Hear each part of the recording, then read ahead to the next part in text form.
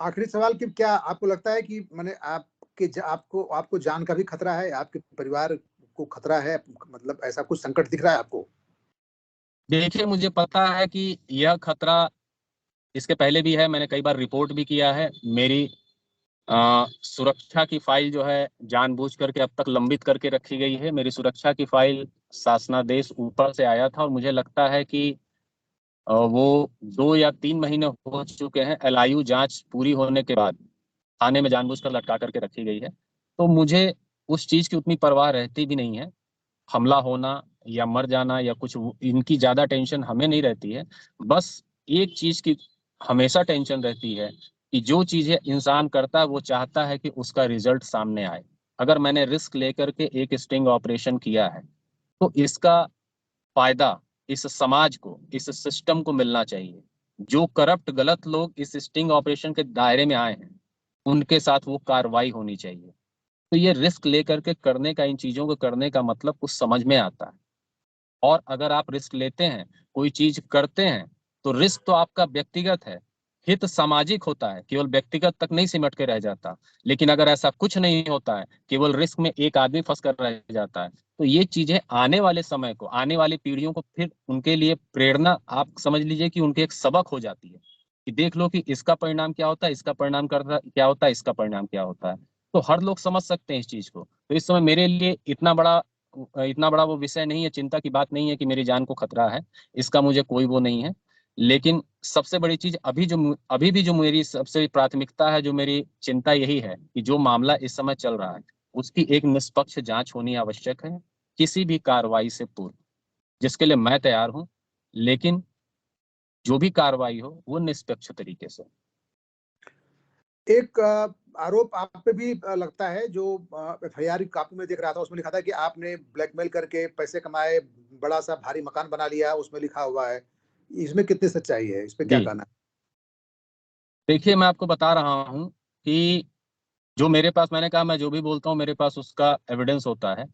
मैं सिप्ला फार्मास्यूटिकल से लेकर के और इप्का, कैडला, हाईग्लांस, जहां तक मुझे याद है, बड़ी बड़ी मल्टीनेशनल कंपनियों में मैं रीजनल हेड तक के पद पे रहा हूं। मुझे याद है कि मेरे पास अभी तक सैलरी स्लिप अगर पड़ी हुई है तो 2005 वगैरह में मेरी सैलरी सिप्ला फार्मास्यूटिकल में 50,000 रुपए थी। 2004 या 5 की बात बता रहा हूँ, ऑन सैलरी स्लिप, जो अभी तक जी। अवेलेबल। काफी सालों तक फार्मा इंडस्ट्री में काम किया। इस गोरखपुर में अगर प्रॉपर्टी के नाम पे कहा जाए तो मैंने एक जमीन खरीदी 110 रुपए स्क्वायर फुट, टोटल जमीन 2000 स्क्वायर फुट। और 2004 से लेके आज 2022 है,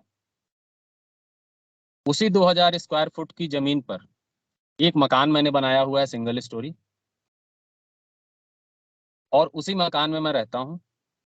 अगर 18 साल में 150 रुपए दर के स्क्वायर फुट की जमीन से लेकर के एक मकान बना लेना 2000 स्क्वायर फुट का, अगर ये इसको विलासितापूर्ण जीवन कहते हैं, तो मुझे लगता है कि हर इंसान काफी खुशहाल होगा हुँ। आज के दौर में। क्योंकि कोई ऐसा नहीं, 18 साल में जो व्यक्ति केवल 2000 स्क्वायर फीट का एक मकान बना सके, वो भी 100-110 रुपए स्क्वायर फीट की कीमत लेकर के, तो क्या ये कहाँ से फिट बैठता है? ये कहाँ से ये चीजें अच्छी जा करके सटीक बैठते हैं? आपको ये नहीं लगता कि आप गोरखपुर जैसे एक शहर में रह गए, अगर आप दिल्ली या लखनऊ में पत्रकारिता करते, खोजी पत्रकारिता करते, तो आपका ज़्यादा बड़ा नाम होता, ज़्यादा बड़ा फलक होता, ज़्यादा बड़ा दायरा होता? जी, आपका कहना सही है और मेरा अगला विचार इसी पे चल रहा है।